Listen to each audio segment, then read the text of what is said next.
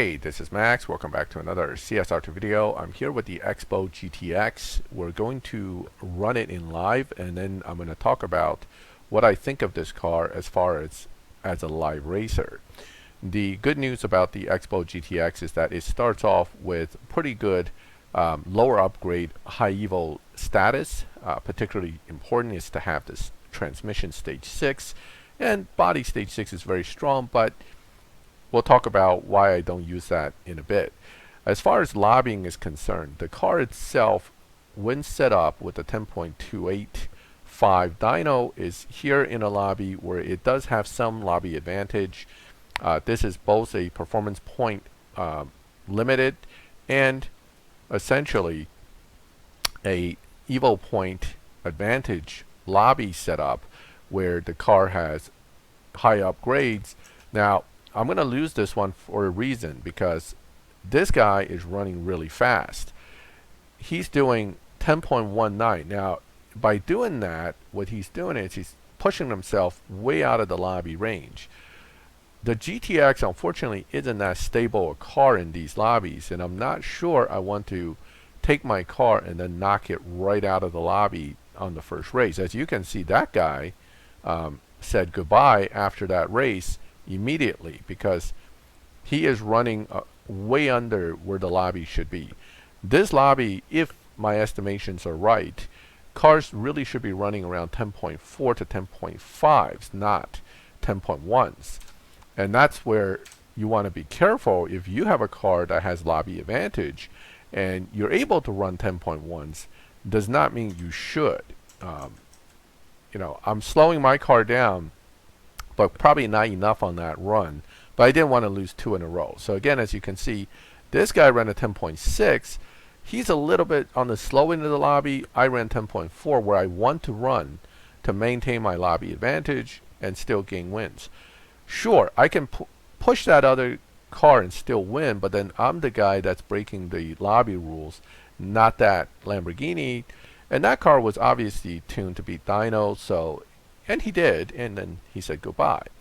Okay, that's what matchmaking will do for you. It will keep an eye on what's going on and generally punish those who are a little too crazy out of the lobby range.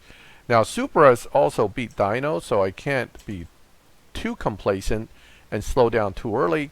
But generally speaking, if they're not super tuned for the lobby, I should be pretty competitive here.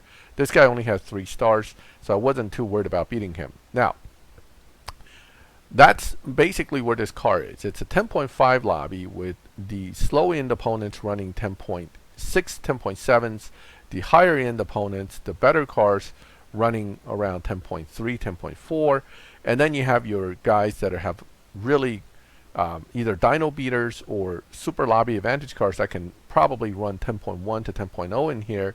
I would not recommend you to push to win those races. Again, for the same reason I kept mentioning in the earlier part of this video. Yes, you can win, but no, you shouldn't win necessarily, because by winning by that much, you're hurting your own future with this car. Now, this is a good car, but it is not the most stable in live lobby. I've actually tested this car for almost a week now, and I find that even with the ultimate low PP high evo setup, low performance point high evo setup of say 627 with almost 2000 evo, the car doesn't lobby well and gets bumped pretty easily. It doesn't lobby well not because it's a bad car, it doesn't lobby well because in the slower lobbies there are just too many cars that are just as good.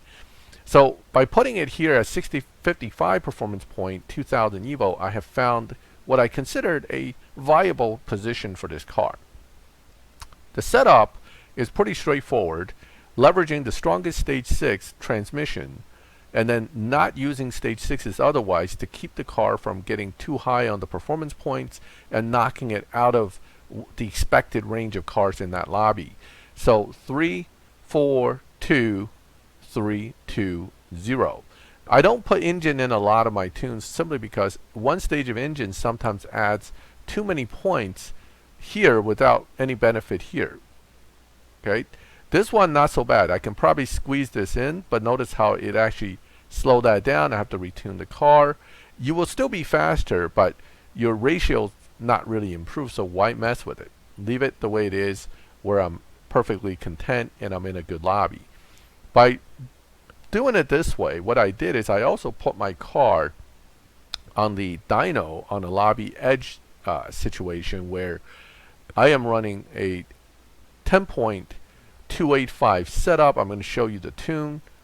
10.285 actually puts you right on the edge of the 10.299 to 10.5 lobby, right? 10.299 to 10.499 is the range. So I'm in the right lobby, but I have the advantage. I'm almost one lobby up, meaning opponents I'm facing might actually be in the 10.4 dyno range, and then running sometimes 10.4, sometimes slower, and some of those guys might be 10.5 dyno range. So that's why I'm saying you have lobby advantage, you have a car that can run faster than most opponents in there, and you can slow slightly without running your dyno to win, and over time that'll stabilize you in that lobby with advantage.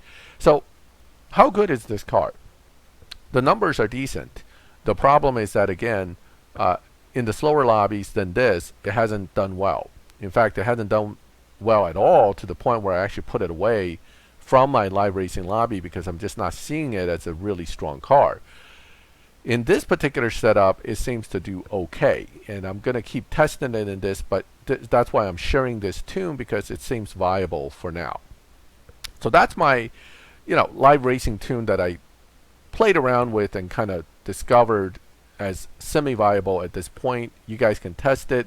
Let me know how it works. I mean, if you all have the same tune, of course, you're going to just end up bumping each other out of the lobby. So do play around with the tune and tweak it so that you don't end up with the exact same car setup as I have, because we're going to meet each other and probably one of us is going to get knocked out of the lobby.